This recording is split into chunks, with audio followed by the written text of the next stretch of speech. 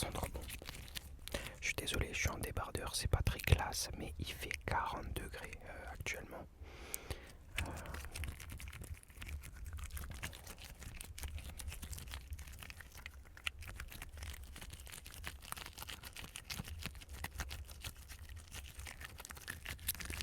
J'adore ce bruit. Aujourd'hui, messieurs, dames, toute nouvelle vidéo sur le rap.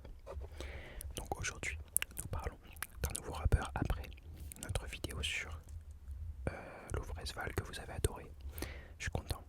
La vidéo sur Samdan qui n'est pas encore sortie, donc je sais pas encore quelle réaction vous avez eue. J'en fais une autre sur un rappeur, mais j'attends qu'il sorte un album parce qu'il a teasé un nouvel album et j'attends qu'il sorte pour faire la vidéo. Dites-moi en commentaire si vous savez un petit peu de qui je parle.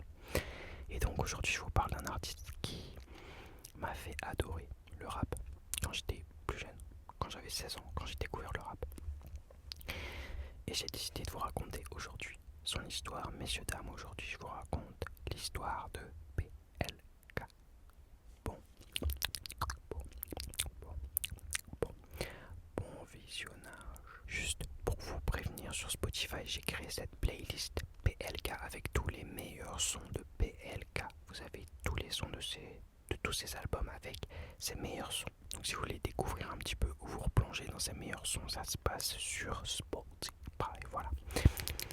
On commence la vidéo sur ce mastodonte du rap français. Mathieu Bruski, né le 15 avril 1997 dans le 14e arrondissement de Paris.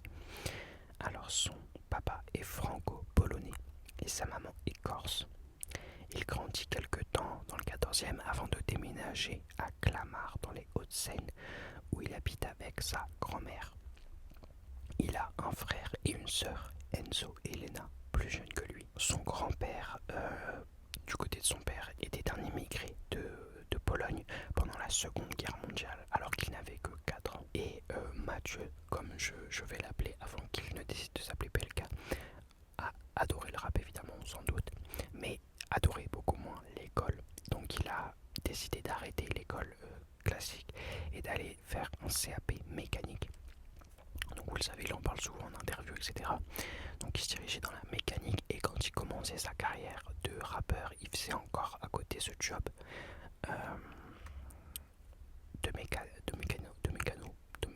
je bégaye. Et c'est très jeune que PLK commence à écrire ses textes. On a cette vidéo, je sais pas si vous la connaissez, d'un des premiers freestyles de PLK. Il est hyper jeune, je trouve ça ouf. Et il est de 97 et il est un peu du même endroit que les gens, les rappeurs, les jeunes du groupe 1995 qui sont à quelques années de lui.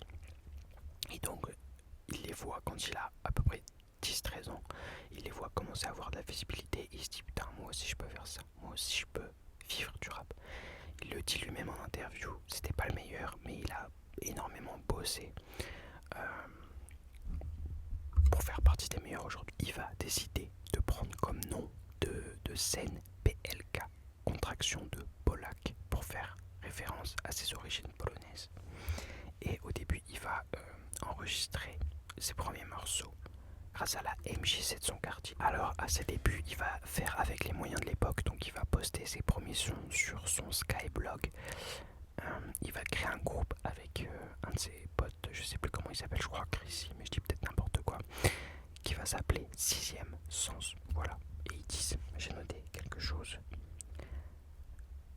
J'ai rien noté, je suis un menteur. Évidemment, ça marche pas pour ce premier début, mais ses connexions avec un 995 lui permettent de lui ouvrir des portes.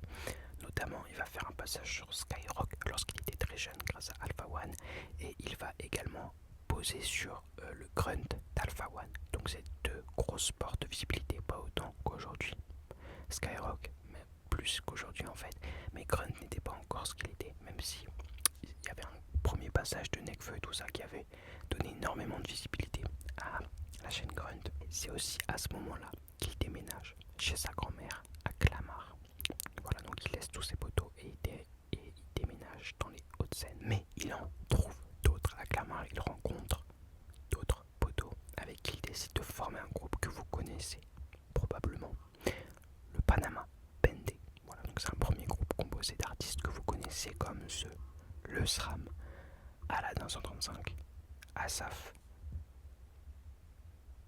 J'en ai pas d'autres. On est en 2015, Polak a 15 ans et il sort une première mixtape, un premier EP, Peur de me tromper. Voilà, que je n'ai pas écouté, je crois qu'il est dispo sur SoundCloud, mais je l'ai pas écouté personnellement parce que flemme. Dans ce projet, il y a un titre qui s'appelle Ena, qui est la contraction de Enzo et de Lena, ses frères et sœurs, et qui va réutiliser comme nom d'un album qui sort beaucoup plus tard. Et je crois que c'est aussi le nom de sa société, de sa boîte.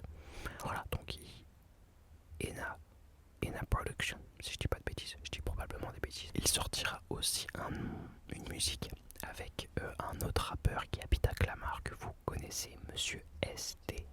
Voilà, on les voit dans ce clip beaucoup plus jeunes, mais je suis choqué, je pensais qu'STM était nul. Mais en fait non, il est trop fort déjà à cette époque. Donc je comprends pas pourquoi il a percé si tard, alors qu'il était déjà trop fort en 2015, genre. Mais bref, bon. On arrive en 2016, il sort le premier et dernier projet avec le Panama Bendé qui s'appelle Bendé Mafia. Il sort aussi cette même année un projet intitulé Dedans. Donc c'est un petit EP que j'ai pas non plus écouté parce que je suis un enculé. Il va aussi signer, alors je crois que pour la petite histoire, je dis probablement encore une fois des bêtises, il devait signer chez Sony Music France, mais ils ont refusé. Du coup, il signe au final chez Panenka, un label qu'un ancien d'un 995 avait créé. Parce qu'à un moment il dit des fois un c'est mieux qu'une avance, un ténébreux sera... Non, qu'est-ce qu'il dit? Ténébreux sera disque d'or. Des fois un refus, c'est mieux qu'un accord. Ténébreux sera disque d'or. Comme si c'était Sony Music France, enfin bref, voilà. Et c'est en 2017 que tout va changer pour lui lorsqu'il sort sa première mixtape, je crois. C'est un album ou pas, je sais pas. Ténébreux en 2017. Donc là, c'est à partir de là que j'écoute ces projets. On a de très gros sons comme Amigo, le hit, Ténébreux, Rapsal Ténébreux, Vendre, Fumer, je fais les deux. Pas ce soir avec Chrissy, qui est un peu sympa en vrai. Casino, le hit All Night, alors Mourad All Night. Et après ce projet, il est invité par Fianso pour faire un passage dans le Rentre dans le Cercle, qui était une institution à l'époque. Voilà, 1 minute 10 de foutu rap. Son passage est apprécié par les fans et les gens qui regardent cette émission. Au début, il va vachement charbonner. En 2018, il sort un nouveau projet intitulé Platinum. On retrouve encore une fois des gros morceaux. Pas besoin, Mentalité, pas les mêmes. Colis piégé avec le Big Boss Lefa qui m'a fait aimer le rap. 260, Copine, qui, pour la petite anecdote encore une fois, était un son que son entourage voulait pas. Lui il a dit hop, je mets mon veto, je le mets dans le projet. Et au final il a pété des années après grâce à TikTok. Donc voilà, petite info un peu rigolote.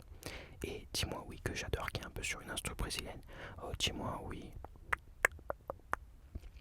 Je pense pas que ce soit la bonne méta de chanter des musiques en chuchotant pour la SMR, mais c'est pas grave.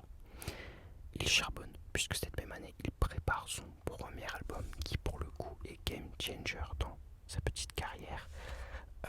Polak sort en 2018. Là, la liste de sons que j'ai aimé est assez effrayante. L'intro, qui commence sur une prod bien boson que j'ai bien aimé. Idiote, Polak, un hit dingue. Gosier avec Paluche. Bunker, Monégasque.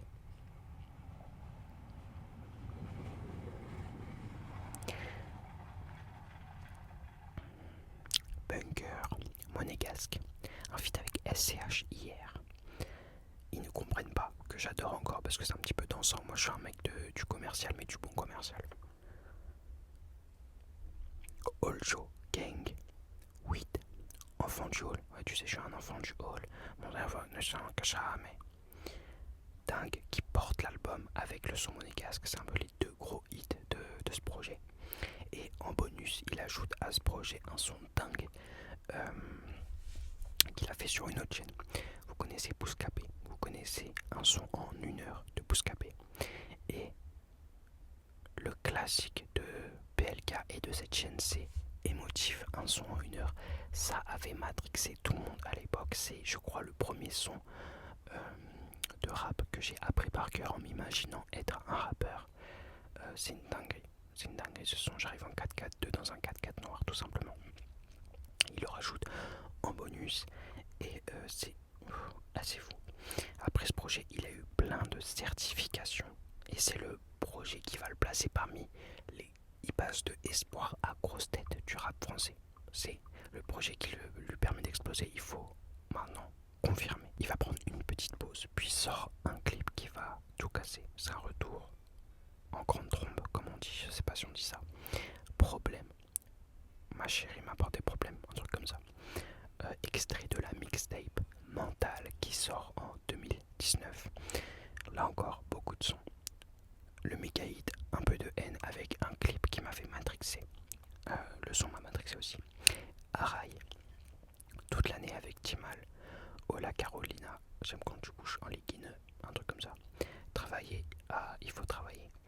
Nana, meilleur cauchemar. Je sais pas, j'ai écrit tout ramené avec TSAB. Aucune idée de ce que j'ai écrit. Mental et enfin problème. À chaque fois je vous dis les sons que j'ai kiffé. Encore une fois, full certif. Et on arrive à l'année de l'apocalypse dans le monde 2020, l'année du Covid, de la pandémie. Et Monsieur Pelka nous sort un projet intitulé ENA. Donc je vous ai dit ENA, Enzo et Lena. Je crois qu'à cette époque, en 2020, j'ai 16 ans. Et c'est à cette époque que j'écoute pour la première fois des albums. Normalement, tu sais, quand j'étais plus jeune, j'écoutais des singles que je mettais dans des playlists. Là, c'est peut-être un des premiers albums que j'ai écouté en entier.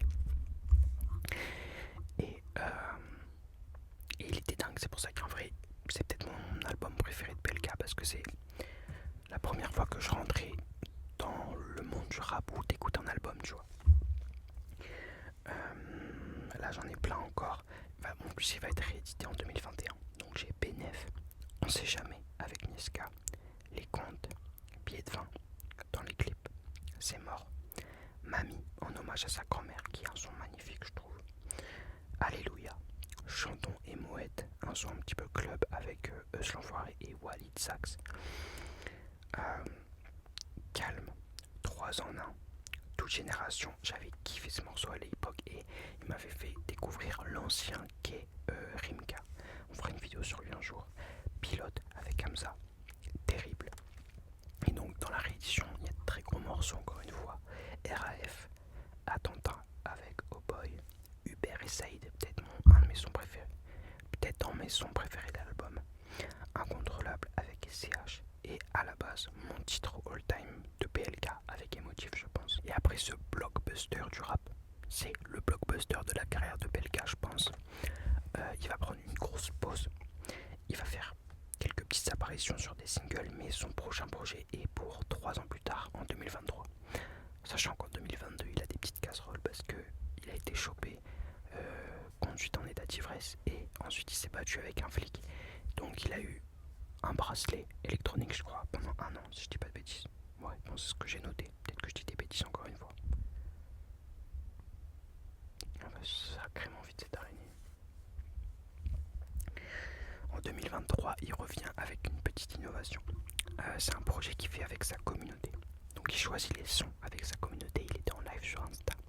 Il choisit le titre, il choisit la cover. Et le titre s'appelle 2069. On a quelques sons un peu coolos. Demain, 10 minutes avec Dinos à l'époque où Dinos était cool. Nouvelle, Cash et Panama Pendé. J'ai pas kiffé le son, mais je trouve ça intéressant parce que il retrace un peu son parcours dans le rap, son parcours avec le groupe. Et c'est un petit peu un hommage, donc j'ai trouvé ça sympa et pertinent à évoquer dans cette vidéo. Et il va interpréter le single Décembre que j'ai énormément aimé dans Colors, tout simplement. À partir de là, ces projets m'ont un petit peu moins touché. Est-ce que j'ai grandi ou est-ce que ça a baissé en qualité? Je ne sais pas. Ou est-ce que mon avis a tout simplement changé? Je sais pas, à vous de me dire ce que vous pensez de PLK dans les commentaires. Mais en 2024, il va revenir avec une trilogie appelée Chambre numéro 140. C'est ça, Chambre 140. Partie 1, partie 2, partie 3. Alors, dans les titres que j'ai aimés, il y a EA7, Ça mène à rien, avec Gazo, À l'envers, Périph, Il pleut à Paris, qui avait un petit peu percé à l'époque, je m'en souviens. En mieux avec Hamza, Mignon tout plein, Bikini Bottom et Faut pas avec Joe. énormément de sons dans ce projet que j'ai pas aimé. Enfin, que j'ai pas retenu, qui se ressemblent, qui sont boring. La plupart des sons que je vous ai cités, c'est des sons que j'ai aimés, mais qui m'ont pas mis une claque. Je crois que mon son préféré, c'est celui avec Tiff, parce que Tiff, c'est tout simplement l'homme de ma vie. La nuit. Voilà. D'ailleurs, il faudrait qu'il sorte un projet une fois de temps en temps. C'est donc voilà, sur 31 titres, j'en ai aimé 10. Donc c'est pour vous dire à quel point il y a une surproduction. Et en vrai, je crois que tout le monde est un peu unanime sur ce projet, c'est pas une dinguerie quoi. Et donc après ça, il va prendre une grosse pause, on va le voir en 2025 sur le GP Explorer. Il sera en duo avec Mr V. Il y a eu quelques phases un peu sympas avec Anime dans ses vlogs. Je pense que c'est un petit peu relancé sa cote au niveau du grand public, évidemment pas au niveau des fans du rap qui n'avaient pas bougé. Et c'est 2 ans plus tard, en 2026, donc pas du tout 2 ans, un an plus tard en 2026, qu'il annonce un nouvel album, Grand Garçon, que j'ai écouté et c'est le dernier projet en date qu'il a sorti. Alors pour la promo, il va faire un grunt incroyable au Stade de France pour faire référence au fait qu'il a rempli 2 Stades de France en très peu de temps, qui sont en septembre d'ailleurs je crois. Alors ce grunt il est vachement cool parce qu'il m'a permis de me faire découvrir les artistes du Panama Bendé. Il m'a fait revoir les SRAM que je kiffe en freestyle, ce mec est dingue. On fera une vidéo sur le SRAM. On fera une vidéo sur The. Il m'a fait découvrir STI que j'aimais beaucoup, donc je vais aller découvrir un petit peu ce qu'il fait comme musique. Asaf aussi que j'aime bien aimé. Infinite que je connaissais mais voilà. Et bon, sur l'album il y a Limsa en feat, peut-être mon rappeur préféré, mais il n'était pas sur le grunge, je suis dégoûté parce qu'il aurait tout niqué. Il va ensuite faire un passage chez Hugo Décrypte en interview, je vous conseille d'aller voir la vidéo, elle est dingue, elle est superbe. J'ai pas vu le temps passer, je revenais du taf, j'étais KO, je l'ai mise en fond, elle était trop bien. Oh, il y a un petit lapin. Anyway, et là c'est quasiment un no skip sur tous les titres de cet album. Il n'y a que le son avec La Rafleuse que j'ai pas spécialement aimé, et je pense que c'est parce que je suis pas encore dans le train La Rafleuse, mais probablement que ça va changer avec le temps. Donc j'avais dit que j'avais kiffé l'album, mais en fait je suis vite passé à autre chose pour être honnête. J'ai kiffé tous les sons, mais je sais pas comment vous dire. J'ai fait la comparaison avec Sol à Lune. Sol à Lune, je me tape ces sons tout le temps, vraiment je les écoute H24. PLK, au bout de 3 écoutes, je les ai rangés dans la playlist PLK.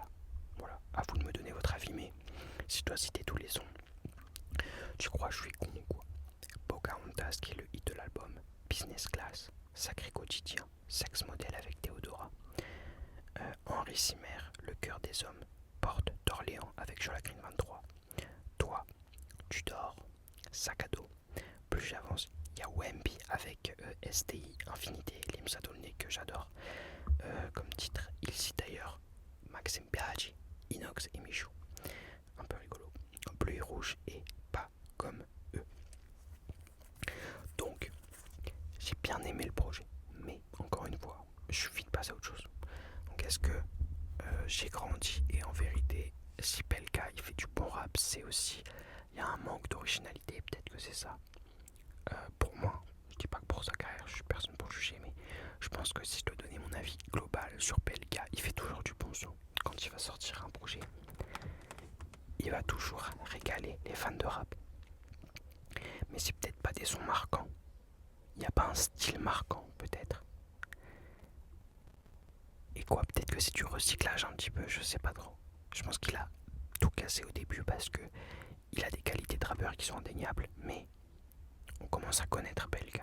Donc quand il fait un morceau, s'il nous surprend pas, je pense que c'est un petit peu ça qui fait que sa carrière est un petit peu en descente. À vous de me donner votre avis en commentaire.